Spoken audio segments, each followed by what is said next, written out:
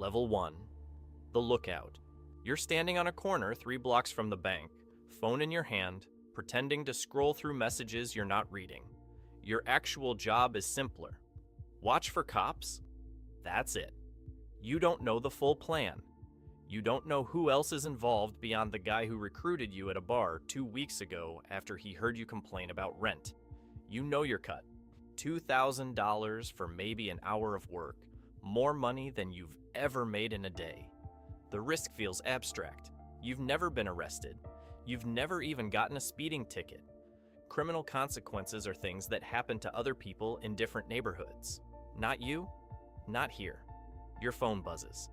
The signal. They're going in. Your heart rate spikes. This just became real. You scan the street with eyes that suddenly feel too focused, too obvious. A woman walks past with a stroller. A delivery truck double parks. Normal life continuing while you participate in something that could send you to prison. The minutes stretch. You check your phone every 30 seconds even though you're not supposed to. No cops yet, no sirens. Maybe this actually works. Maybe you walk away with cash and nothing changes except your bank account. Then you see the patrol car, just cruising. Probably routine, but it's slowing down near the intersection. Your instructions were clear. If you see police, text a single letter. X. Your thumb hovers over the keyboard. The cop car rolls through the intersection and continues past. False alarm. You exhale. Your second buzz comes 4 minutes later. They're out. You don't see them leave. You're not supposed to. You walk 3 blocks in the opposite direction, exactly as instructed, and find an envelope under a newspaper in a trash can. Inside is $2,100 bills. You count them twice, then a third time. $2,000. You fold the envelope into your jacket and walk to the bus stop like nothing happened. On the ride home, you think about how easy that was. How clean. How nothing went wrong and nobody got hurt and the money is already warming through your jacket into your ribs. You also think about how you do it again. Not because you need to, because you want to know what the next level feels like. That thought is the most dangerous thing that's ever crossed your mind. Level 2. The Bagman. 2 years later, you're inside the bank. The role nobody wants because it carries the most exposure and the most time if you get caught. But the money is real. $18,000 to $25,000 per job depending on the branch. And your girlfriend Lisa is 7 months pregnant with medical bills that don't care about your moral compass.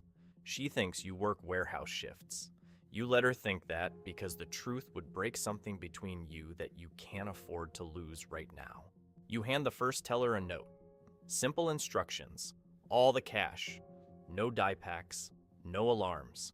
The gun under your jacket is visible enough to communicate threat, but not visible enough to cause panic in your peripheral vision. Your voice doesn't shake. Your hands don't tremble. You project control even though your heart is hammering against your sternum like it's trying to escape before you do. The teller empties her drawer. Hundreds, 50s, 20s, maybe 4,000. You move to the next window. The second teller is older. She's been through this before. You can tell by how efficiently she moves. No hesitation, no tears, just compliance. Professional on both sides of the counter. 90 seconds inside. You're carrying maybe $18,000 across 3 tellers. Not the score you wanted, but acceptable. Banks don't keep the cash they used to. Most transactions are digital now. The real money is in armored trucks and central processing. But those jobs require different skills, different risks. You exit through the same door you entered. The driver is exactly where he should be.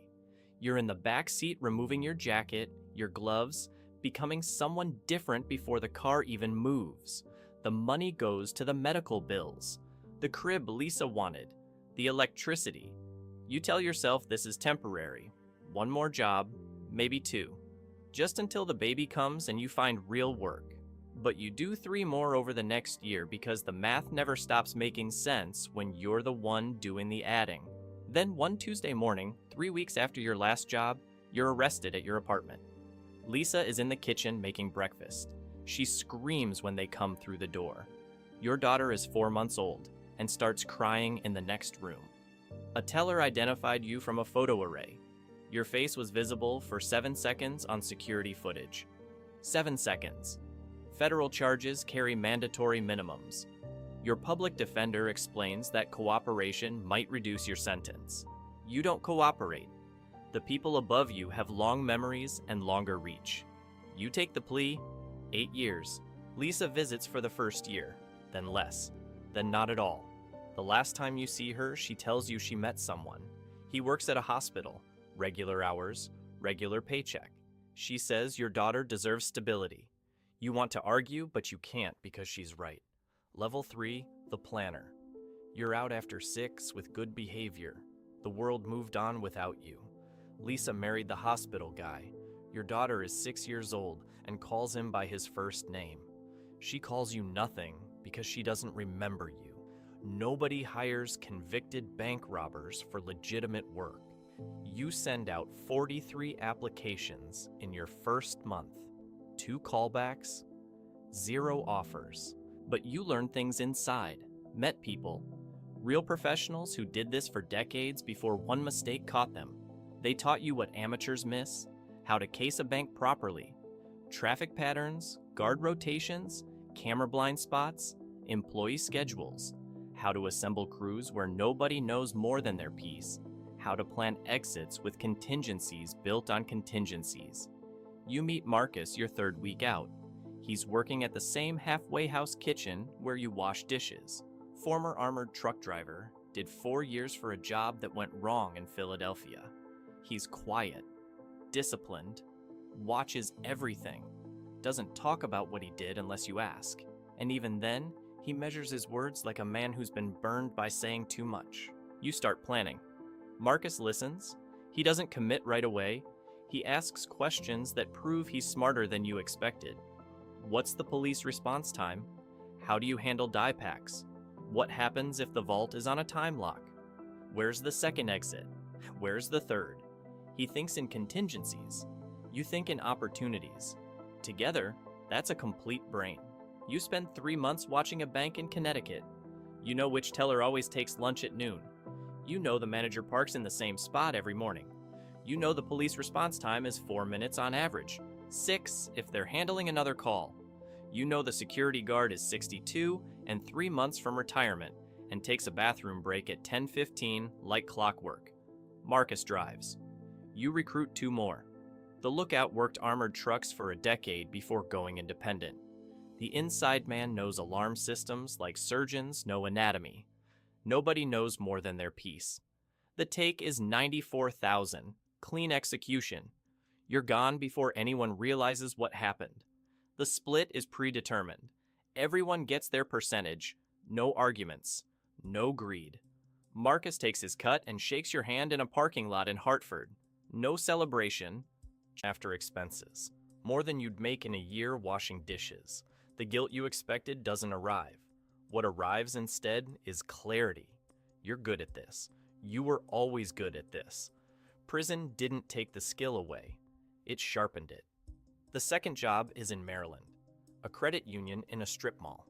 Smaller take, but lower risk. Marcus studies the route for a week before he agrees to drive. He times every traffic light between the bank and the highway. He identifies 3 alternative exits in case the primary is blocked. He's meticulous in a way the other guys you've worked with never were. After the job, he counts his cut at a rest stop and puts it in an envelope addressed to himself. No storage unit, no fake name, just cash in a P.O. box that he empties every Tuesday. You realize Marcus is saving, not accumulating. Saving. There's a difference. Accumulating is what addicts do. Saving is what people do when they have a destination. The third job almost goes wrong. A customer in the bank pulls out a phone. Your lookout doesn't catch it. The police response comes 90 seconds faster than projected. Marcus makes a left turn through a red light that shaves 2 minutes off the escape and saves the entire operation. He doesn't mention it afterward. He just says the route needs updating. You do 3 more over the next 6 months. Different states, different methods. Marcus drives every one. He's the only constant. You're smart enough to vary everything else. The FBI looks for signatures. Repetition gets you caught. Sometimes you hit on Fridays when cash reserves are higher, sometimes Mondays, sometimes small town branches, sometimes urban. You never hit the same region twice within 6 months. After the sixth job, Marcus asks you to meet him at a diner off I-95. He orders coffee. You order coffee. He doesn't touch his. He tells you he's done. Not because he got scared, because he got what he needed. He's got $68,000 saved. Enough for a down payment on a house in North Carolina. His sister lives there. Quiet town, no past. He says something you'll replay in your head for years. He says the trick isn't knowing when to start. It's knowing when the math stops making sense. Right now, the math still works. Another job, another score, the numbers keep climbing. But the math always stops making sense. The question is whether you notice before the math kills you or after. You tell him you hear him. You do hear him. You just don't agree yet. Marcus slides a napkin across the table with a phone number on it. His sister's landline.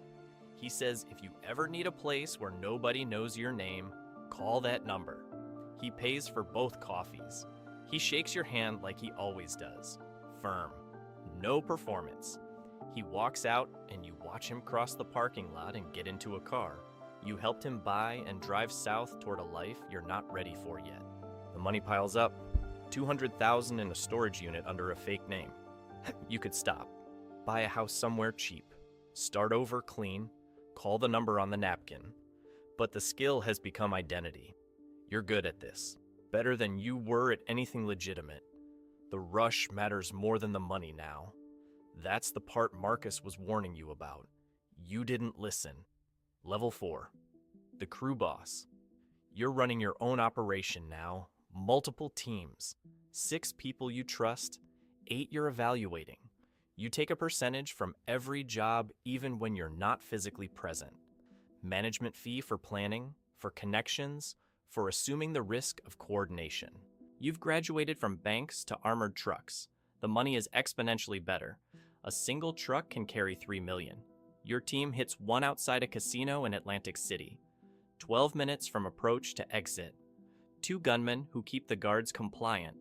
A blocker van that creates a traffic delay on the exit route. $800,000 after the split. You clear 260. The FBI task force hunting you has a name for your crew. You read about yourself in newspapers. They've connected 4 jobs across 3 states. They don't have faces yet, just patterns, methods. The knowledge that someone disciplined is operating. You feel pride reading those articles, which is the first symptom of the disease that kills everyone in this profession, ego. Marcus would have told you that was insane. Marcus would have put down the newspaper and said stop reading about yourself and start reading about the people looking for you. But Marcus is in North Carolina building a porch, and you're in a motel room in Delaware studying your own legend. You start taking bigger risks. A bank in broad daylight in a mid-sized city. An armored truck during a shift change at a Federal Reserve branch. Each job more ambitious than the last. The crew follows because the money follows. Nobody questions the boss when the check's clear. One night you almost call Marcus. You're sitting in a safe house at 2 a.m. The next job planned down to the second, and you pick up the phone and scroll to the number on the napkin. You don't know what you'd say. Maybe you'd tell him about the armored truck job. Maybe you'd ask about Chief. Maybe you'd just listen to his voice and remember what it sounds like when someone who cares about you tells you to stop. You put the phone down. You go back to the blueprints. Your inside man gets arrested on an unrelated charge, drug possession. Small amount, bad luck. But he's facing his 3rd strike. Life without parole under mandatory sentencing laws. He sits in a county jail for 9 days weighing 2 futures. His life behind bars forever, or yours. He makes a calculation. His life versus yours. The choice is obvious. He tells them everything. The storage unit, the crew members, the next planned job. Every method, every route, every name he knows. The FBI watches you for 2 months, building a case so airtight no lawyer can break it. They arrest everyone simultaneously. coordinated raids across 4 cities. You're in your apartment watching television when they come through the door. 6 agents, tactical gear, weapons drawn. The arrest itself takes 11 seconds. The investigation that led to it took 14 months. Federal trial, RICO charges, conspiracy, armed robbery across state lines. The evidence is overwhelming. Recorded conversations, surveillance footage. Your inside man testifying in court, not looking at you, describing every detail like he's reading from a manual. The jury deliberates for 3 hours. Guilty on all counts. The judge gives you 25 years. Federal time.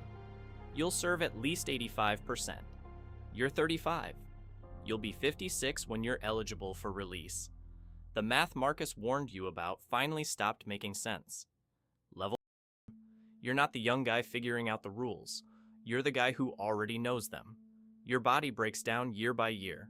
Bad knees from standing on concrete. Chronic back pain from a mattress designed for punishment, not sleep. The violence is constant, but you've learned when to fight and when to disappear. Year 2, your daughter turns 14. Lisa sends a photo. You don't recognize the girl in it. She has your eyes and the hospital guy's last name. You pin the photo above your bunk and stare at it until the face becomes familiar, which takes longer than it should. Year 4, you write Marcus. The first time you've contacted anyone from outside in years. You don't know if the address in North Carolina still works. You write 3 pages about nothing.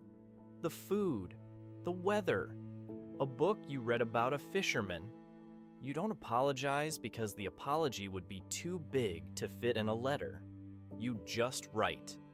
Marcus writes back 2 weeks later. 1 page. He bought the house. He's got a dog named Chief. His sister's kids come over on weekends. He works at a hardware store. He doesn't ask about prison because he already knows. He ends the letter the same way he ended the conversation at the diner. He says the math always catches up. He doesn't say, "I told you so." He doesn't have to. You meet men who've been down longer than you've been alive. They talk about scores from the 80s, heists that made headlines. They're in their 70s now, shuffling to the chow hall, waiting to die in cells. You see your future in their faces, and the recognition is physical. A coldness in your stomach that doesn't go away for weeks. Some guys find religion. Some find education. Some just find ways to endure the hours. You teach younger inmates what you know. Not the robbery part. The discipline. How to do time without letting time do you. How to keep your mind sharp when everything is designed to make you dull. How to maintain humanity in a place built to strip it away. Year 8.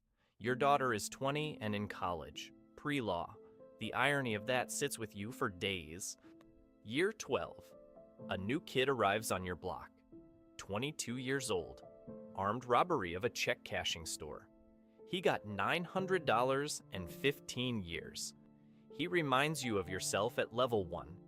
That kid on the corner who thought $2,000 was worth the risk. You want to tell him what you know, that the money is never enough, that the skill becomes a prison before the cell does, that every level feels like progress until you realize the levels only go in one direction. But he wouldn't listen. You know because you didn't. Year 14. Marcus visits. He drives 11 hours from North Carolina. He's older, thicker. His hair is gray at the temples. He sits across from you in the visiting room and talks about his garden. Tomatoes, a fence he built. The dog got old and he got a second one, named it Deputy, because Chief needed a partner. He doesn't talk about what you did or where you are. He talks about the world outside like he's leaving a door open for you to walk through someday. Before he leaves, he puts his hand flat on the glass. You put yours against it on your side. He nods once. That's it. He drives 11 hours home. Parole hearing at year 21. The board asks if you accept responsibility, if you understand the harm you caused, if you're rehabilitated. You give the answers they want to hear because the truth is complicated. You're not sorry for the money. You're sorry you got caught. You're sorry for the years lost. You're sorry your daughter grew up without you, but the work itself, the planning, the execution, The brief moments when everything aligned perfectly? You'd be lying if you said you regretted that part. So you give the version of the truth that fits what they need to hear. They deny parole. 2 more years. You return to your cell. The walls are the same color they've always been. You write Marcus that night. Short letter. They said no. 2 more years. He writes back in 4 days. He says the porch has a second chair. Always has. You're released at 58. The world outside is unrecognizable. Everyone stares at phones that do things phones shouldn't do. Cars look different. People pay for coffee by waving their wrists. The money you stole is worthless now, spent on lawyers and commissary over 2 decades. Everything you built is gone. The storage unit was seized. The accounts were frozen. 20 years of planning and executing and accumulating, and every dollar ended up in an evidence locker or a government account. Your parole officer sets you up with a room in a halfway house and a job washing dishes at a diner. Minimum wage, the same job you had after your first sentence. The symmetry isn't poetic, it's punishment. Your daughter visits once, she's 35 now, lawyer. The irony has not softened. She sits across from you at a coffee shop and asks questions like a deposition. Where were you when she started kindergarten? Where were you when her mother remarried? Where were you when she graduated? You answer everything because you owe her that. She doesn't cry. She doesn't yell. She just listens and nods and says she needed to hear it from you. She leaves after 40 minutes. She doesn't say she'll come back. She doesn't say she won't. 3 months after release, you get on a bus, 11 hours south. Marcus picks you up at the station. He's older now, moves slower. The dog deputy is old and sleeps on the porch all day.